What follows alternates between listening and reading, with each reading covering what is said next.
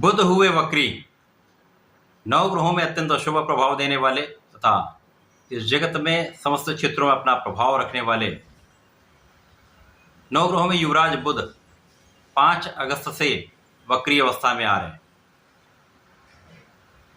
जब भी कोई ग्रह वक्री अवस्था में आता है तो वो अपनी गति को मंद कर लेता है, जिससे उसके बल में, उसके सामर्थ्य में, उसकी क्षमता में वृद्धि हो जाती है।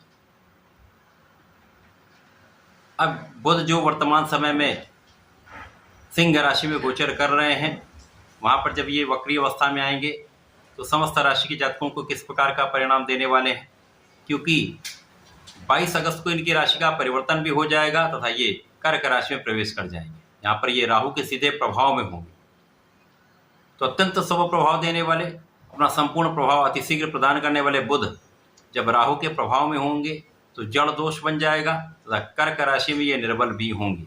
तो किस प्रकार का परिणाम प्रदान करने जा रहे हैं। जय श्री गणेश, नमस्कार। मैं आचार्य संजय द्विवेदी। मेरे समस्त प्रबुद्ध दर्शकों का मेरे चैनल पर हार्दिक स्वागत है। प्रिय दर्शकों, आज मैं मेष राशि के लिए बुध के वक्री काल का जो 5 अगस्त से प्रारंभ हो रहा था 28 अगस्त तक चलेगा, किस प्रकार का परिणाम प्राप्त होने वाला है, किन भावों की प्रबलता प्राप्त होगी अथवा कहां पर समस्या आ सकती है, उसका क्या निराकरण है, संपूर्ण विश्लेषण मैं पूर्ण तरीके के साथ करने जा रहा हूं।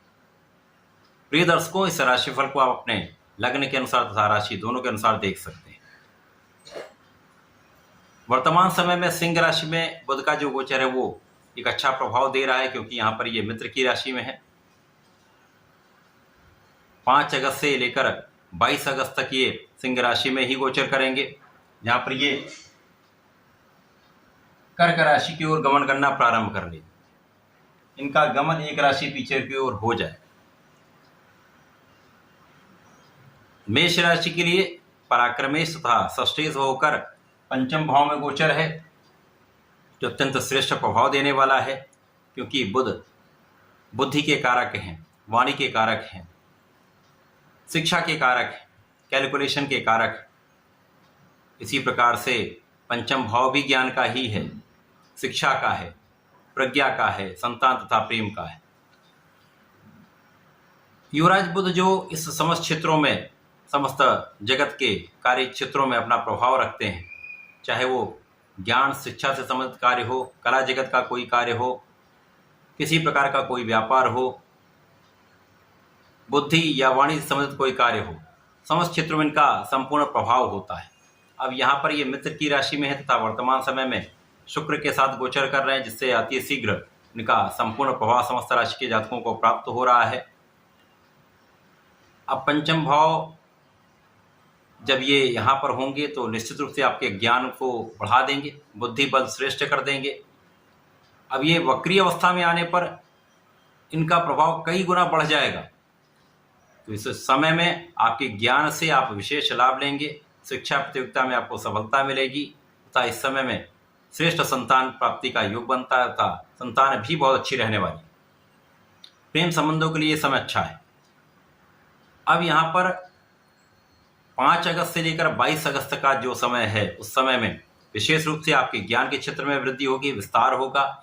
इससे संबंधित कार्यों में तो पद वृद्धि हो सकती है, इससे संबंधित व्यापार में है तो व्यापार में वृद्धि हो सकती है। कुल मिलाकर यहाँ पर आपका लाभ का क्षेत्र अत्यंत विस्तृत हो रहा है, क्योंकि वक्री बुध का सीधा प्रभाव आपके लाभ पर है, जहाँ पर लाभ के स्वामी शनिदेव गोचर कर रहे हैं, जिनकी दृष्टि का प्रभाव बुध पर है। तो इन दोनों ग्रहों का मित्रवत प्रभाव एक दूसरे पर जब होगा तो निश्चित रूप से एक दूसरे के बल को कई गुना ये बढ़ा दें, इनके प्रभाव को कई गुना बढ़ा दें। तो वक्री बुध का प्रभाव लाभ की कई गुना वृद्धि करने वाला, आपकी इनकम को बढ़ाने वाला है। अब यहाँ पर आपका परिश्रम भी श्रेष्ठ होगा, भाई बहनों का सहयोग भी मिलेगा, विशेष रूप से बहन का सहयोग संपूर्ण रूप से प्राप्त होता है। इस समय में आपके रोगों से आप बचेंगे, शत्रुओं से संपूर्ण बचाव होगा। इस समय में आप व्यापारिक क्षेत्र के लिए ऋण लेना चाह रहे हैं तो आप सफल होंगे तथा नए कार्य क्षेत्र में जाना चाहते हैं, नई नौकरी में जाना चाहते हैं, प्रयास कर रहे हैं तो वो सफल होने वाला है।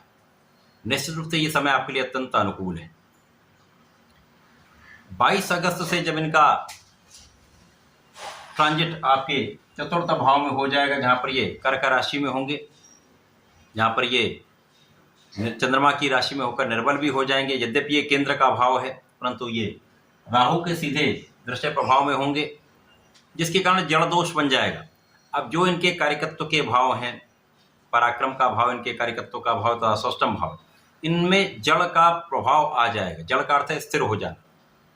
तो यहाँ पर आप क्षमता होते हुए भी उतना परिश्रम नहीं कर पाएंगे, कार्य क्षेत्र में उतना ध्यान नहीं दे पाएंगे, बुद्धि और ज्ञान होते हुए भी आप सही निर्णय नहीं ले पाएंगे। तो यहाँ पर आपको बहुत विचार करके कार्य करना होगा। जहाँ पर आप स्वयं निर्णय ना ले पाएँ, वहाँ पर बड़ों का सहयोग लें, गुरु का सहयोग लें, उनसे बात करके तब आगे बढ़ें। कार्य क्षेत्र में बहुत संयम रखकर आपको कार्य करना होगा, क्योंकि यहाँ पर बुध का सीधा प्रभाव आपके कार्य क्षेत्र पर होगा, जहाँ पर आपकी वाणी के कारण कुछ विवाद की संभावना हो सकती है। आपसी लोगों में जो आपके सहकर्मी अथवा जो उच्चाधिकारी हैं, उनके साथ भी कहीं ना कहीं मतभेद हो सकता है। कार्य क्षेत्र में एक बार जो काम करते हैं उसको कई बार उसको समझ लें, उसका एनालिसिस करके तब आगे बढ़ें। किसी भी बड़े कार्य को करने से पहले, किसी व्यापार में आगे बढ़ने से पहले, कोई इन्वेस्टमेंट करने से पहले चार बार विचार करके आगे बढ़ें। इस समय जनता का सहयोग मिलता है, परंतु कहीं न कहीं वाणी के कारण ही विरोधाभासी भी चीज़ें होती हैं, वाणी के कारण विवाद भी होता है। तो व्यापारिक क्षेत्र में भी आपको बहुत संयम रखना होगा, वाणी पर नियंत्रण रखना होगा, सोच विचार कर बात करनी है। यहाँ पर आपको धैर्य के साथ निर्णय लेना होगा। यद्यपि यहाँ पर शनिदेव की राशि का प्रभाव, क्योंकि शनिदेव वक्री होकर दसम भाव की ओर गमन कर रहे हैं, तो यहाँ पर शनिदेव का प्रभाव रहेगा, तो कार्यक्षेत्र आपका विस्तृत रहेगा। कार्यक्षेत्र में कोई बहुत बड़ी समस्या नहीं आने वाली, परंतु यदि विचार करके कार्य करेंगे तो लाभ की मात्रा बढ़ जाएगी। नहीं तो जैसा चल रहा वैसा ही चलता रहेगा, कोई विशेष आपको लाभ प्राप्त नहीं होने वाला। अब राहु का प्रभाव जब बुध पर होता है, यद्यपि यहाँ पर ये चंद्रमा की राशि में मन भ्रमित होगा, अनावश्यक डर लगेगा, अनावश्यक तनाव होगा, बिना कारण से कार्यक्षेत्र में आपको डर लगने लगे, संदेह होने लगेगा, इस कारण से समस्या उत्पन्न होती। परंतु राहु आपको बहुत बड़ा कूटनीतिज्ञ बनाते हैं। यदि राजनीति के क्षेत्र में है तो विशेष रूप से आपका प्रभाव बढ़ेगा, आपकी क्षमता में वृद्धि होगी। आप अपने कूटनीतिक भाव से यदि सोच विचार कर यहाँ पर आप कार्य करेंगे तो समस्त जो ना बनने वाले कार्य हैं उनको भी आप यहाँ पर संभव कर सकते हैं। राहु में इतनी क्षमता है, जब बुध के साथ ये अच्छी अवस्था में आ जाते हैं तो आपको बहुत प्रबल कूटनीतिज्ञ बना देते हैं, राजनीति के क्षेत्र में विशेष लाभ दे देते हैं। तो 5 अगस्त से 28 अगस्त तक का जो समय है, विशेष रूप से 22 से 28 का जो समय है, वहाँ पर आपको बहुत ध्यान देना होगा अपने कार्यक्षेत्र में, अपने परिवार के क्षेत्र में, लोगों के बीच में आपको बहुत संयम रखना होगा, बहुत धैर्य के साथ आपको कार्य करना होगा। वाणी पर संयम रखेंगे तो बहुत सारी समस्याएं वैसे भी सॉल्व हो जाती हैं। इसी के साथ साथ विचार करके, बुद्धि का प्रयोग करके कोई भी काम करें, कैलकुलेशन सही करके कार्य करेंगे, जल्दीबाजी में कोई कार्य न करें, लापरवाही में कोई कार्य न करें, सावधान होकर कार्य करेंगे तो बहुत बड़ी संभावना यहाँ पर हानि की नहीं बनती। आपके लिए कहीं ना कहीं लाभ ही बढ़ेगा, आपको आगे बढ़ाने वाला ही ये समय है। केवल 22 से 28 विशेष ध्यान देना होगा।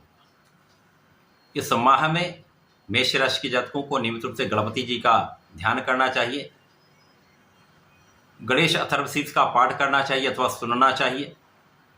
ओम गंग गणपतये नमः का कम से कम एक माला का जप अवश्य करें तथा भगवान शंकर मोचन की शरण में रहकर प्रत्येक मंगल शनिवार को हनुमानाष्टक का पाठ अवश्य करें। तो ये संकट दूर हो जाएगा, राहु का दुष्प्रभाव कम होगा, तो आप अपने कार्यक्षेत्र में सफल भी होंगे, अवरोध दूर हो जाएंगे। तो ऐसा करके इसका लाभ लें। धन्यवाद, नमस्कार।